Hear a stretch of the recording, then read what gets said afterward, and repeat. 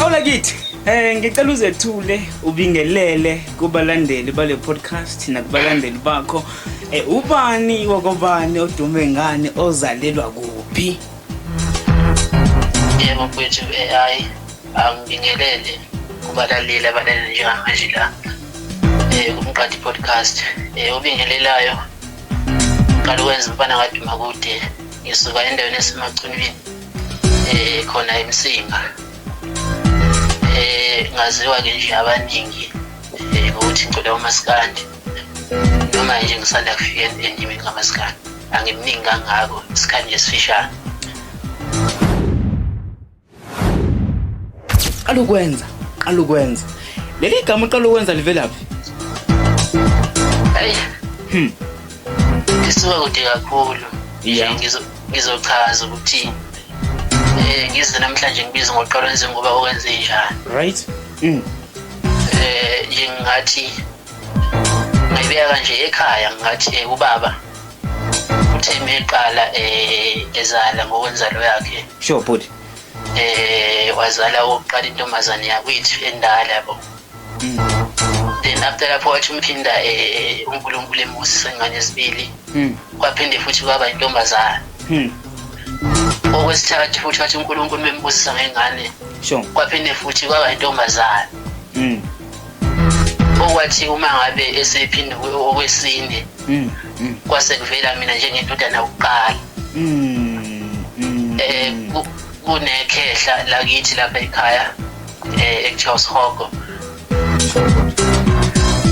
Yilo ke lathi meliqala lathi la ngiqamba ngoqala ukwenza njengokuqala noma njengesiqalo samadodana enzaleni kababa. Injani support ekhaya? Mhlasimbe lento oyibona kuwena ekhaya bayayibona yini? Ngendlela ozama ukubakhombisa ngakhona, bayakhona yini ukuyizwa? Injani khona bayakusupporta, bayayibona yini lento ozama ukubabonisa yona? Futhi impela nami angazi ngathini ngokwesupport engithe mangiqala into yami baselengenisa yona ekhaya. Nje kungekhona ekhaya kuphela kodwa nje nasemphakathini kanjalo nje nabanye abathe bangazi. Leli khono thunalo livele kanjani khehla lami? Bethi indlela engachaza ngayo ngathi nje umculo into engazalwa nayo. Owazalwa nayo. Ngoba uma kushiwo noma ngisemncane ngiseyingane yabo. Uma sebengixoxela kabangaphi kwami nje abafowethu nodadewethu nabazali. Bebethi ngayithanda kakhulu ukucula khona ngiseyingane. Babeza nje ngami njalo nje ngibeza ngicula ngisho konke nje. Nje umculo into engiyithandile kakhulu njengoba ngize ngathatha isinqumo sokuthi hayi ake ngisale sengiyena. Usalosungene mhlasimbe ngaleso sikhathi nje ukukha phezulu iminyaka isemingaki and njengamanje iminyaka mhlasimbe ungathanda ukuyiveza ungayilinganisela kobani? Iminyaka mfethu nje hayi ngoba akusho phela ukuhlamba into enjani cha ngizoyisho. Yebo futhi. Iminyaka mfethu u18 njengamanje. Okay. Bani usebenzwe nobani ingoma kanjani esihloko sithini?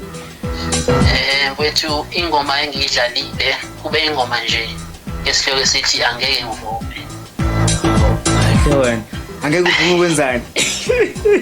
Ithi angeke ngivume futhi nomuntu wami. Nomuntu wakho? Yebo futhi. Yemadoda. Ithi ngeke ngivume nomuntu wami.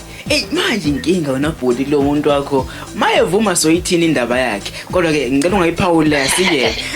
Ngoba sikhuluma nje engingakusho mama lapho ukuthi akukho ukudlula ukumisela, akukho futhi ukudlula ukuzethemba ngento yakho.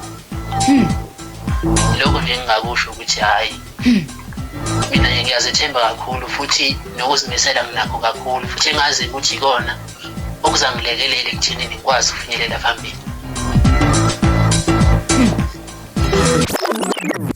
Indleleni kwenzakalani sakubona ukhipha ingoma isingile mhlasimbe ngoba nofuna ukusebenza nabo asebethe ukuthuthu noma mhlasimbe abasezingeni lakho ubona uthazi loya wenza kahle yazi ngiyafisa ukuthi mhlasimbe sike senze ingoma naye. bafethu ngingasho ukuthi nginey'nhlelo kanjalo sokuthi mhlambe maphakathi nonyaka munye uphinde ubuye noma nge-EP yengoma maphakathi nonyaka emva kwalesingili. yebo bhuti.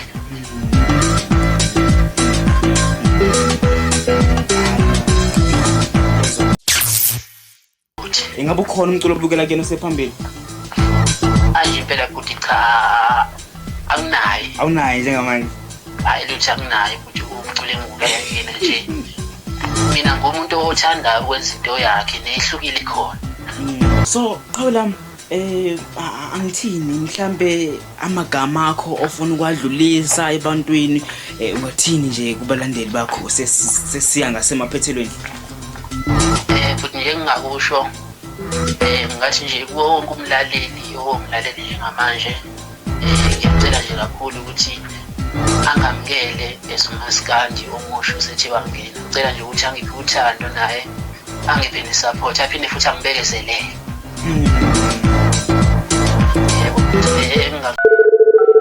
Kanjani sishiyele imininingwane yakho utholakala kanjani abantu bakulandela kanjani bakubhuka kanjani? Yebo futhi ngiyatholakala kuyo le number le ngizoyibiza nje ithi 076 076 114 114 80 88. Yebo futhi ngiyatholakala ku Facebook lapha kwi page lami qala ukwenza SA. Okay, qala ukwenza SA ne?